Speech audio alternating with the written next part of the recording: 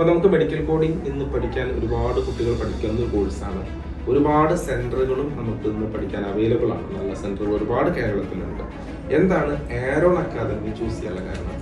Sir പറഞ്ഞ പോലെ ഒരുപാട് ഇൻസ്റ്റിറ്റ്യൂട്ട് ഉണ്ട് ഇവിടെ പഠിപ്പിക്കുന്നത്.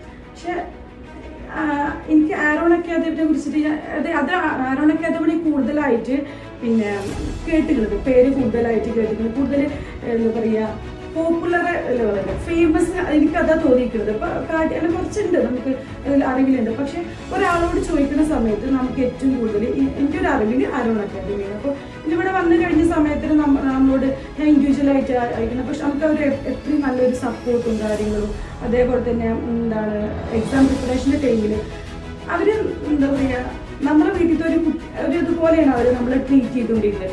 അത്യാവശ്യം എന്താ പറയുക, സ്ട്രിക്റ്റ് ഉള്ള സമയത്ത് അവർ സ്ട്രിക്റ്റ് ആയിട്ടും എല്ലാ രൂപത്തിലും നമുക്ക് പല കോമ്പറ്റീഷനുള്ള ഒരു ഫീൽഡാണ് ഇപ്പോൾ ഇത്, കോമ്പറ്റീഷൻ ഫീൽഡാണ്. പക്ഷെ എന്നാലും നമ്മൾ ആരോൺ അക്കാദമിയിൽ നിന്ന് ഇറങ്ങിക്കഴിഞ്ഞപ്പോൾ ഭയങ്കര ഒരു പ്രൗഡ് ഉണ്ട്. അത് ഭയങ്കര പ്രൗഡ്.